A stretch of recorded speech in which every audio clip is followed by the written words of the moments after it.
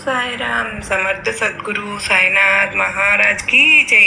మన సాయి బిడ్డలందరికీ నమస్కారం ఫ్రెండ్స్. అందరూ కూడా సుఖంగా సంతోషంగా ఎప్పుడు కూడా ఆనందంగా ఉండాలని చెప్పి ఆ సాయినాథుని తరపున నేను కూడా మనస్ఫూర్తిగా కోరుకుంటూ ఉన్నాను. ఈరోజు సాయినాథుడు అందించే సందేశం ఏంటి అంటే కనుక, తల్లి అదృష్టవంతులకు మాత్రమే ఇది. వెంటనే ఇక్కడ నన్ను తాకమ్మా, నీ బాబాను తాకిన 24 గంటల్లోపే వారి మనసులో కోరిక అంటే తాకిన వారి యొక్క మనసులో కోరిక అనేది తప్పకుండా తీరుతుందమ్మా అని చెప్పి ఏదో తెలియని సందేశాన్ని రోజు సాయినాథుడు మనకు అందించాలి అని అనుకుంటూ ఉన్నారండి.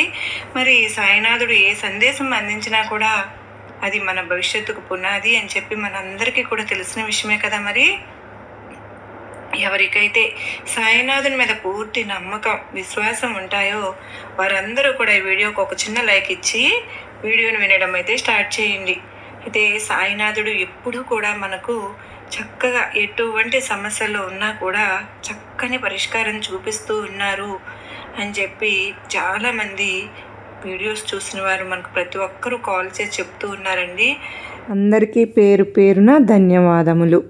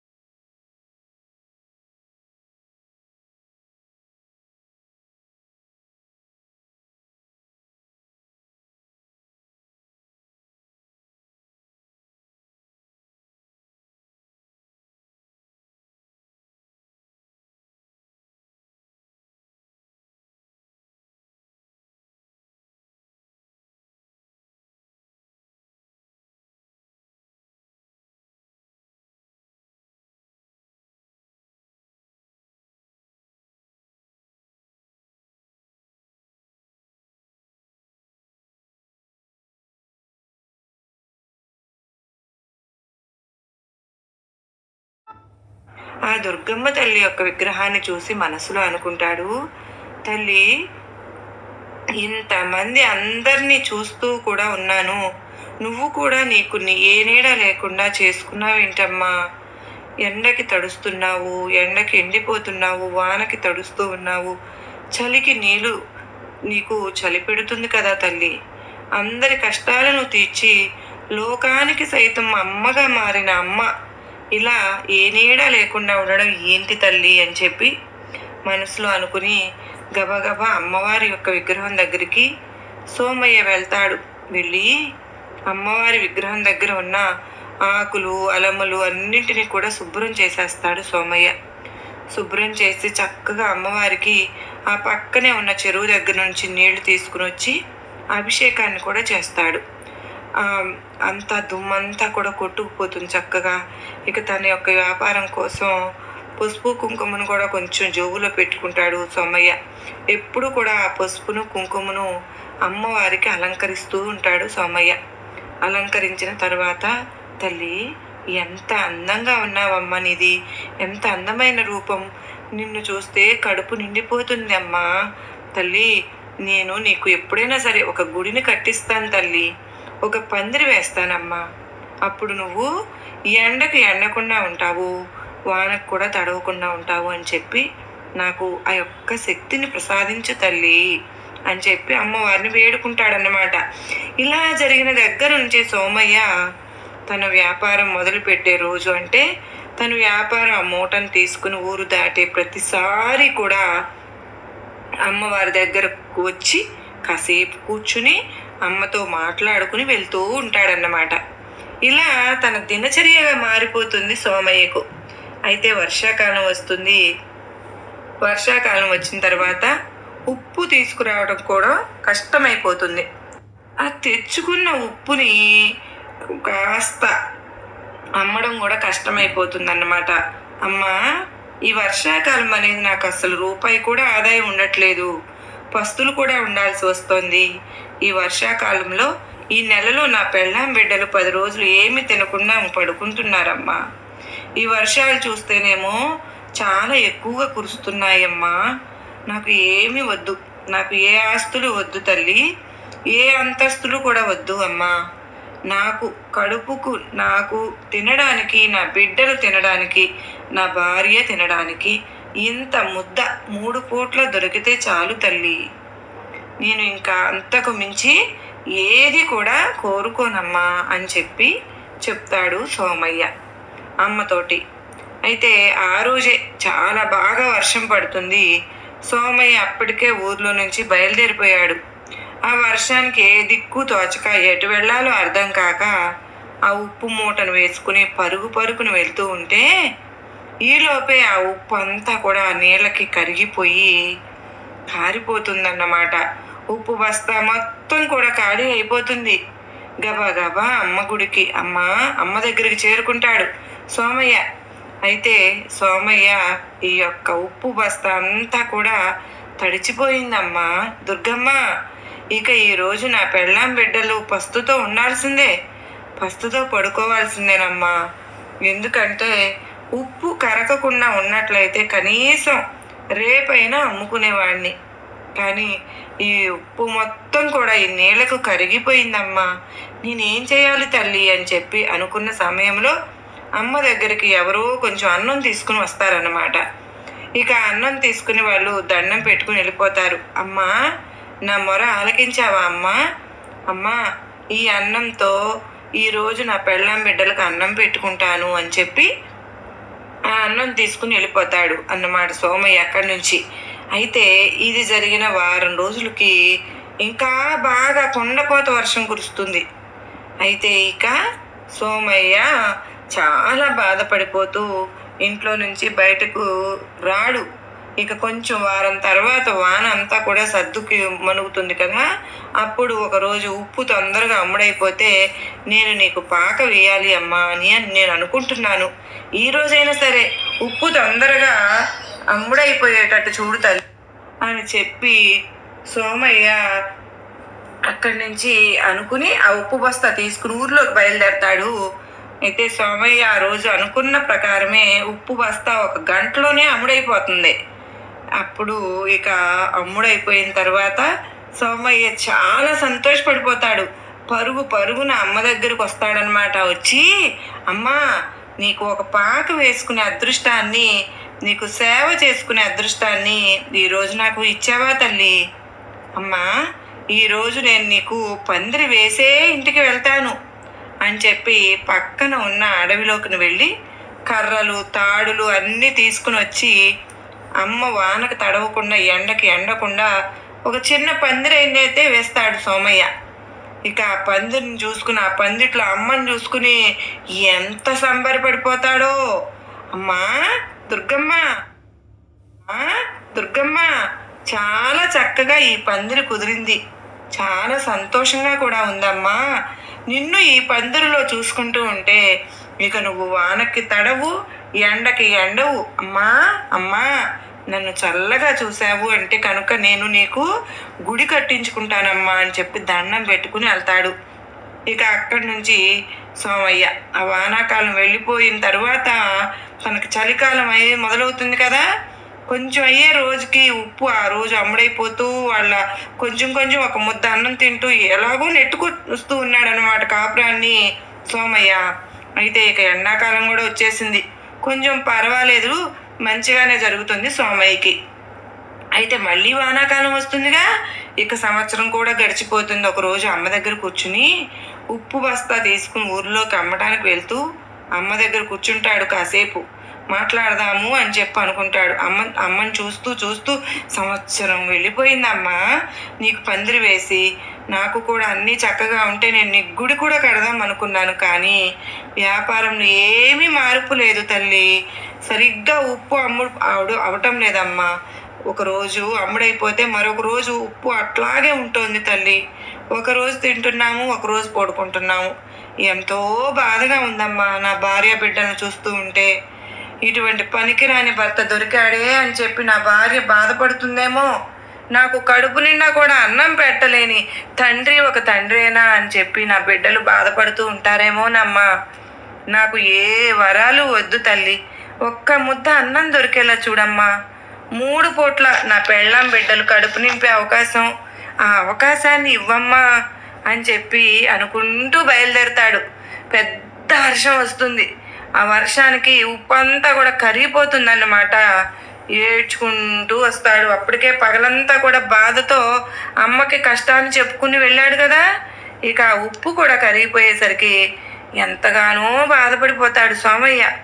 వెంటనే ఆ యొక్క అమ్మవారి పాక పక్కన ఉన్న పెద్ద చెట్టుకు ఉరి వేసుకుందాము, నా బతికేందుకు ఇంకా అని సోమయ్య అయితే ఇదంతా కూడా ఆ అమ్మ చూస్తూ ఉంటుంది. ఇక సోమయ్య ఉరి పెట్టుకునే సమయానికి ఏదో ఒక గొంతు, ఏంటి సోమయ్య తప్పు చేస్తున్నావు, నా మీద నమ్మకం లేదా నీకు, నువ్వు ప్రాణాన్ని తీసుకోబోతున్నావా ఏంటి అని చెప్పి ఒక్కసారిగా అని వినపడేసరికి సోమయ్య గుండె జల్లుమంటుందన్నమాట. పక్కకు తిరిగి చూస్తాడు. ఓ పెద్ద ముత్తైదువు ఎర్ర చీర కట్టుకుని పచ్చ జాకెట్ వేసుకుని పెద్ద కుంకుమ బొట్టు పెట్టుకుని చేతి నిండా గాజులు వేసుకుని ఒక మంచి అమ్మ రూపంలో కనిపిస్తుంది సోమయ్యకు.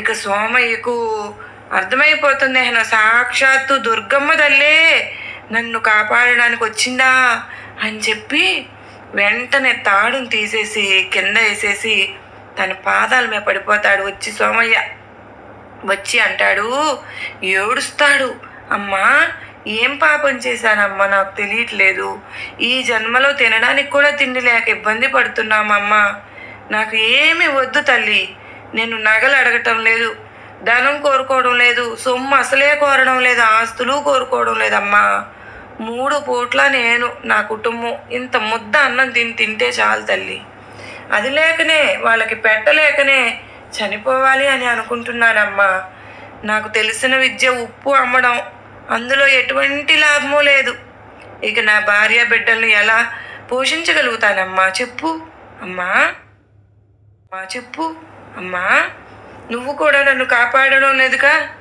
అన్నీ బాగుంటే ఈ పాక వేసిన ప్లేస్లోనే నీకు ఒక గుడి కూడా కట్టిద్దాము అనుకున్నానమ్మా, కానీ నాకు ఆ అదృష్టం లేదు అని చెప్పి ఇప్పుడే తెలిసింది కనుకనే నా ప్రాణాలు వదులుకోవాలి అని అనుకుంటున్నాను తల్లి, తప్ప నేను చేసింది, అమ్మా నువ్వే చెప్పు అని ఎంతగానో బాధగా ఏడుస్తూ అడుగుతాడు సోమయ్య. అదంతా చూసిన అమ్మ, సోమయ్య బాధపడకు, ఎందుకంటే నేను నీకు ఇప్పుడు ఒక వరం ఇస్తాను, ఈ యొక్క వరం అనేది నువ్వు అందుకున్న తరువాత నీ కష్టాలు, బాధలు, కన్నీరు, నష్టాలు అన్నీ కూడా తుడిచిపెట్టుకుపోతాయి. అంత మాత్రమే కాదు, నువ్వు ఏ వరం అడిగినా సరే కూడా ఇవ్వడానికి నేను ఇప్పుడు సిద్ధంగా ఉన్నాను. కాకపోతే కూర్చుని తినే వరం కాకుండా నీకు పనికి వచ్చే వరాన్ని ఇద్దాం అనుకుంటున్నాను అన్నప్పుడు సోమయ్య అంటాడు దుర్గమ్మ అన్న మాటకి, దుర్గమ్మ అయితే అమ్మా నాకు ఏ వరాలు వద్దు తల్లి, ఏ వరాహాలు వద్దు. మాకు 3 పూట్ల ఇంత ముద్ద అన్నం దొరికితే చాలమ్మా. అమ్మా నేను ఇంతకు మించి ఇంకా ఏమీ అడగదలుచుకోలేదమ్మా. నేను ఏ పనైనా చేస్తాను, కష్టపడతానమ్మా, కష్టపడడానికి కూడా సిద్ధంగా ఉన్నాను. నాకు ఏదైనా సరే పని అయినా ఇప్పించమ్మా అని చెప్పి అడుగుతాడు సోమయ్య. దానికి అమ్మ నవ్వుకుంటుంది. ఒక చిన్న గంటను తీసి సోమయ్య చేతిలో పెడుతుంది.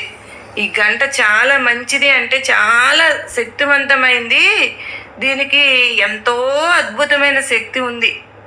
ఇప్పుడు నేను నీకు కనిపించి గంట ఇచ్చిన సంగతి నువ్వు నీ భార్య బిడ్డలకు కూడా చెప్పకూడదు, ఊర్లో ఎవరికీ చెప్పకూడదు. ఈ గంట వల్ల నీకు ఉపయోగం ఏంటో తెలుసా? ఈ గంటని నువ్వు మోగించిన తరువాత ఈ గంటలో నుంచి రోజుకి 5 వరహాలు వస్తాయి. ఈ 5 వరహాలతో నువ్వు చక్కగా కడుపు నిండా నీ భార్య బిడ్డలకు అన్నం పెట్టుకోవచ్చు. అంత మాత్రమే కాదు, కొంత దాచుకోవచ్చు, నీ అవసరాలకు ఉపయోగించుకోవచ్చు. ఇది రోజుకు ఒక్కసారి మాత్రమే మోగుతుంది. ఆ మోగిన సమయంలోనే 5 వరహాలు బయటకు వస్తాయి. ఇది నువ్వు కాకుండా ఇంకెవరు మోగించినా కూడా దీని యొక్క శక్తి పని చేయదు. అంత మాత్రమే కాదు, ఇది 2వసారి మోగించినా కూడా వరాహాలు రావు. దీని గురించి ఎవరికైనా చెప్పావు అంటే ఈ గంట వరహాలను ఇచ్చే శక్తిని కోల్పోతుంది. కనుక ఈ గంటను తీసుకుని నీ యొక్క కష్టాలన్నింటినీ కూడా తీర్చుకుని సంతోషంగా ఉండు. కానీ ఈ రహస్యాన్ని మాత్రం ఎవ్వరికీ చెప్పవద్దు, అర్థమైందా అని చెప్పి దుర్గమ్మ తల్లి చెప్తుంది సోమయ్యతోటి. సోమయ్య అంటాడు, అమ్మా అర్థమైందమ్మా, నా కష్టాలు తీరే రోజు వచ్చేసింది, నా కన్నీరు తుడిచే రోజు వచ్చింది తల్లి. నేను నీకు తప్పకుండా గుడి కట్టించుకుంటానమ్మా. నా కష్టం తీర్చావు తల్లి, నాకు 4 వేళ్ళు చేతి నోట్లోకి పోయేలాగా చేశావు, నా బిడ్డలు సంతోషంగా ఉండేలాగా చూస్తున్నావమ్మా. ఇది చాలమ్మా నాకు ఈ జన్మకు అని చెప్పి సోమయ్య గంటను తీసుకుని ఆ సంతోషంలో అసలు అతిపెద్ద వర్షంలో కూడా చాలా ఆనందంగా ఇంటికి బయలుదేరుతాడు. అమ్మా అప్పుడే అదృష్టం అయిపోయింది అన్నమాట. ఇక గంటను ఇంటికి వెళ్ళి ఒక్కసారి అలా కొడతాడు. కొట్టిన తర్వాత 5 వరహాలు బయటకు వస్తాయి. ఇక వరహాలతోటి ఇంటికి కావలసినవన్నీ కూడా తీసుకుని వెళ్తాడు సోమయ్య. ఇక సోమయ్య అలా తీసుకువచ్చిన తరువాత భార్య బిడ్డలు సంతోషంగా రోజులు చక్కగా భోజనాలు శుభ్రంగా తినటం, పడుకుంటున్నారు. ఇలా గంట దొరికిన తరువాత అంటే అమ్మవారు సోమయ్యకు గంట ఇచ్చిన తరువాత చాలా సంతోషపడిపోయి చాలా ఆనందంగా తన ఈ కుటుంబాన్ని చూసుకుంటూ ఉన్నాడు సోమయ్య. ఈ ఆనందంలో రోజు డబ్బులు వస్తున్నాయి కదా అన్న ఇదిలో సోమయ్య ఏ రోజు కూడా తన కష్టాన్ని కానీ తన పనిని కానీ చేయడం అనేది మానుకోలేదు. పనికి పనే చేసుకుంటూ ఉన్నాడు. 5 వరహాలు గంట ద్వారా రోజు తీసుకుంటూనే ఉన్నాడు. ఇక తన కష్టపడిన వచ్చిన డబ్బు 5 వరహాలలో ప్రతిరోజు కూడా ఒక 2 వరహాలు దాచుకునేవాడు సోమయ్య. ఇక అలా దాచుకున్న సొమ్ము వీటన్నింటితో కలిపి ఒక సంవత్సరంలోనే అమ్మవారికి చాలా అందమైన చక్కటి గుడిని కూడా కట్టిస్తాడు సోమయ్య. ఆ గుడిలో ఆ తల్లిని చూసుకుని సంతోషపడిపోతాడు. ఊరంతా కూడా సోమయ్య మంచివాడు అని చెప్పి ఉప్పు అమ్ముకుంటూ తను చాలా మిడిల్ క్లాస్ ఫ్యామిలీ నుంచి గొప్పగా ఎదిగాడు అని చెప్పి సోమయ్యది మంచి మనసు అని చెప్పి ఊరు వాడ అందరూ చెప్పుకోవడం మొదలు పెడతారు. ఇక సోమయ్యకు కూడా రోజు అమ్మని దర్శించుకోవడం, అమ్మకి పూజలు చేసుకోవడం, అమ్మ యొక్క రూపాన్ని దర్శించుకొని సంతోషపడిపోతూ ఉండడం, ఆ గుడిని చూసుకుని ఆనందపడిపోవడం అలాగా అలవాటుగా మారిపోతుంది. అయితే కొన్ని రోజుల తర్వాత సోమయ్య ఇంటికి ఒక పాత సామాన్లు కొనే వ్యక్తి వస్తాడు. సుబ్బయ్య అతని పేరు. అయితే సోమయ్య భార్య ఏం చేస్తుంది, ఇంట్లో ఉన్న పాత సామాన్లు అన్నింటితో పాటు ఆ గంటను కూడా తీసుకుని పాత సామాన్లు అమ్మే అబ్బాయికి, ఆ సుబ్బయ్యకి అయితే ఇచ్చేస్తుందన్నమాట. ఇక వాటికి వచ్చిన చిల్లర డబ్బులు తీసుకుని ఇంట్లో పెట్టుకుంటుంది. ఇక సోమయ్య స్నానం చేసి పూజ అది చేసుకున్నాము అని చెప్పి వచ్చి లోపలికి వచ్చి చూస్తే ఏముంది, ఇంకా అక్కడ ఒక్కసారిగా గుండె జారిపోయినంత పని అయింది సోమయ్యకి. ఎంత వెతికినా, ఎక్కడ వెతికినా కూడా గంట అనేది కనిపించదు. ఇక పరుగున భార్య దగ్గరికి వచ్చి గంట ఏమైంది అని చెప్పి అడుగుతాడు. ఏ గంట అండి అని చెప్పి అమాయకంగా అడుగుతుంది భార్య. నేను ప్రతిరోజు పూజ చేసుకునేటప్పుడు వాడుకుంటాను కదా, అది మా తాత ముత్తాతల కాలం నాటి గంట. ఆ గంట ఇంట్లో ఉండబట్టే నాకు ఇంత అదృష్టం కలిసి వచ్చింది. ఆ గంటని ఏం చేశావు అని చెప్పి అడుగుతాడు సోమయ్య భార్యను కోపంగా. అయితే ఆ భార్య, నేను సుబ్బయ్యకు ఇచ్చేశానండి. పాత సామాన్లు అమ్మే వ్యక్తి సుబ్బయ్య ఉన్నాడు కదా మన ఊర్లో, అతనికి ఇచ్చేశాను, అతను తీసుకుని వెళ్ళిపోయాడు అని చెప్పి చెప్తుంది. పరుగున వెంటనే పాత సామాన్లు అమ్మే కొట్టు సుబ్బయ్య దగ్గరకు వెళ్తాడు. నా భార్య నీకు గంట ఇచ్చింది కదా, గంట ఇవ్వా, ఏది అది అని చెప్పి అడుగుతాడు. ఇదేంటి సోమయ్య, చాలా పలుకుబడి ఉన్న వ్యక్తి అమ్మవారికి గుడిని కట్టించాడు, ఉప్పు వ్యాపారాన్ని చేసుకుంటూ సొంత ఇల్లు కట్టుకున్నాడు, నలుగురిలో పేరు తెచ్చుకున్నాడు, ఇలా పాత సామాన్లు కొట్టుకు వచ్చి ఏదో పాత గంటను అడుగుతున్నాడు. ఏంటి, ఇతనికి ఏమైంది? ఆ గంటలో ఏమైనా విశేషం ఏమైనా ఉందా ఏంటి? ఆ గంట ఏమన్నా ప్రత్యేకమైనదా? ఆ గంట ద్వారానే అతను డబ్బులు సంపాదించి ఉంటాడంటారా? అసలు ఇందులో ఏదో మర్మం ఉంది, అదేంటో తెలుసుకోవాలి అని చెప్పి సుబ్బయ్యకి అనుమానం మొదలైపోయింది. వెంటనే సోమయ్యను అడుగుతాడు. నా దగ్గర ఏమి గంట లేదు, ఏ గంట కోసం వచ్చావు నువ్వు అని చెప్పి అడుగుతాడు. అదే సుబ్బయ్య, నా పాత సామాన్లన్నీ ఇంట్లో ఉన్నవన్నీ తీసి నా భార్య నీకు, అందులో ఒక గంట ఉంది. ఆ గంట మా తాత ముత్తాతల కాలం నుంచి ఆ గంట నేను ఈ రోజుకు కూడా పూజ చేసుకునేటప్పుడు అదే గంటను వాడుకుంటూ ఉంటాను. మరి ఈ గంట నీకు ఇచ్చేస్తేనే ఎలా సుబ్బయ్య, ఇవ్వు సుబ్బయ్య అని చెప్పి అడుగుతాడు. అతని దగ్గర ఆ గంట ఉంది, కానీ అతను ఇవ్వడానికి ఇష్టపడటం లేదు. ఎందుకంటే ఆ గంటలో ఏదో మర్మం ఉంది, అది తెలుసుకోవాలి అని అనుకుంటున్నాడు సుబ్బయ్య. తను దానికి అబద్ధం చెప్తున్నాడు సోమయ్య. అప్పుడు సోమయ్యతో అంటాడు, నేను నీకు 1000 వరహాలు ఇస్తాను, ఆ గంటను మాత్రం ఇవ్వు అంటే సుబ్బయ్య అంటాడు, ఎందుకు ఆ గంటకు అంత ప్రత్యేకంగా ఇస్తానంటున్నావు? నేను ఒకవేళ పాత సామాన్లతో పాటు దాన్ని కరిగించేశానేమో, ఆ గంటలో ఏం విశేషం ఉంది చెప్పు, నేను వెతుకుతాను అని చెప్పి అంటాడు సుబ్బయ్య. అయితే సోమయ్య చెప్తాడు, అది మా తాతల ముత్తాతల కాలం నాటి గంట, దాంట్లో డబ్బులు పెట్టుకోవడానికి అరలు ఉన్నాయి, ఆ అరలలో నేను డబ్బు బంగారం దాచుకుంటూ ఉంటాను అని చెప్పి అంటాడు సోమయ్య. అప్పుడు సుబ్బయ్య, ఏంటి గంటలో అరలు ఉన్నాయా, అరల్లో డబ్బులు బంగారం ఉన్నాయా అని చెప్పి అనుకుని, సరే సోమయ్య, ఈ రోజంతా వెతుకుతాను, నేను వెతికి ఉంటే కనుక దొరికితే అది రేపు నీకు ఇస్తాను, ఒకవేళ గంట లేకపోతే నేను ఏమీ చేయలేను, ఒకవేళ ఉంటే కనుక నువ్వు నాకు రేపు 1000 వరహాలు ఇవ్వాలి, అది కూడా 10 మంది పెద్ద మనుషుల మధ్యలో ఇవ్వాలి అని చెప్పి అంటాడు సుబ్బయ్య. దానికి ఒప్పుకుంటాడు సోమయ్య. ఇక సోమయ్య వెళ్ళిపోయిన తర్వాత సుబ్బయ్య గంటను తీసుకుని దాన్ని పైకి కిందకి తిప్పి, అటు తిప్పి ఇటు తిరగేసి, అందులో ఏ గదులు లేవు కదా. ఎందుకు సోమయ్యకి ఏమైనా పిచ్చి పట్టిందా ఏంటి? ఈ పాత గంట కోసం గదులు ఉన్నాయంటాడు, డబ్బులు ఉన్నాయంటాడు. ఏమైంది సోమయ్యకి? ఏది ఏమైనా సరే కానీ నాకు రేపు 1000 వరహాలు వస్తున్నాయి కదా, ఈ గంట ఏంటో ఇచ్చేస్తే పోలా అని చెప్పి అనుకుంటాడు. ఇక పెద్ద మనుషులందరినీ కూడా పిలిపిస్తాడు. తెల్లారిపోయిన తర్వాత సోమయ్య సుబ్బయ్య అని పిలుస్తారు. 1000 వరహాలు తీసుకుని వస్తాడు సోమయ్య కూడా.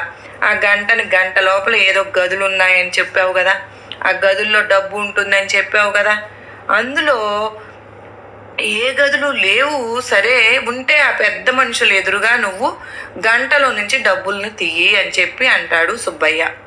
దానికి సోమయ్య వెంటనే ఆ గంటను తీసుకుని ఆ గంటను ఒక్కసారి మోగిస్తాడు. అందులో నుంచి 5 వరహాలు బయటకు వస్తాయి.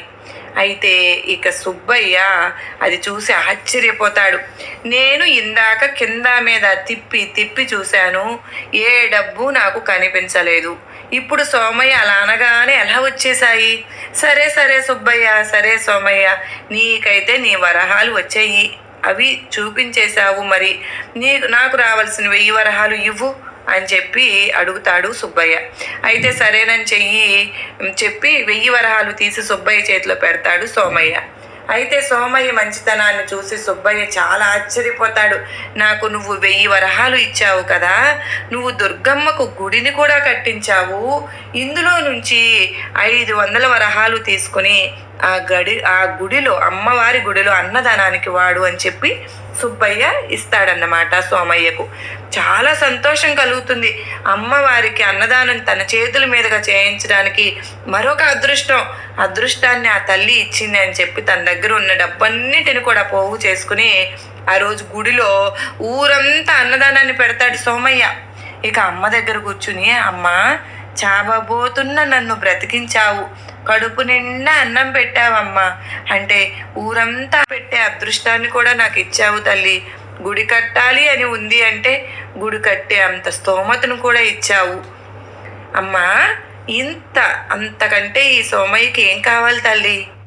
నేను నీకు రుణపడి ఉంటానమ్మా అని చెప్పి కన్నీరు పెట్టుకుంటాడు అమ్మవారి దగ్గర కూర్చుని. అయితే ఇక్కడితో కథ అనేది ముగిసిందండి. ఈ కథ నుంచి సాయినాథుడు మనకి ఏం చెప్పాలి అని అనుకుంటున్నారు అంటే గనక, అమ్మ, అక్కడ దుర్గమ్మ అయినా, సాయినాథుడైనా, ఆ పరమేశ్వరుడైనా, మరి ఏ దేవుడైనా సరే కానీ నిర్మలమైన మనస్సుతో పూజించే ఏ భక్తునికైనా సరే కానీ తప్పకుండా వరమిస్తాడు. ఏ కుళ్ళు, కుతంత్రాలు, కుట్రలు, రాజకీయాలు చేసేవారికి, ఎదుటివారు నాశనం అయిపోతూ ఉంటే చూసి సంతోషపడేవారికి ఏ భగవంతుడు అండగా ఉండడు.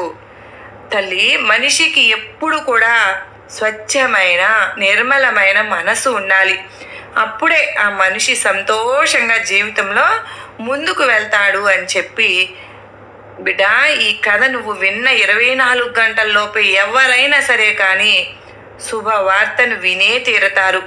ఇది అక్షర సత్యం. బిడ్డా, నీ మనసులో ఏ కోరిక ఉందో ఆ కోరికను చెప్పుకో. కథ విన్న తరువాత అది 24 గంటలలోపే నీకు తీరుతుందమ్మా.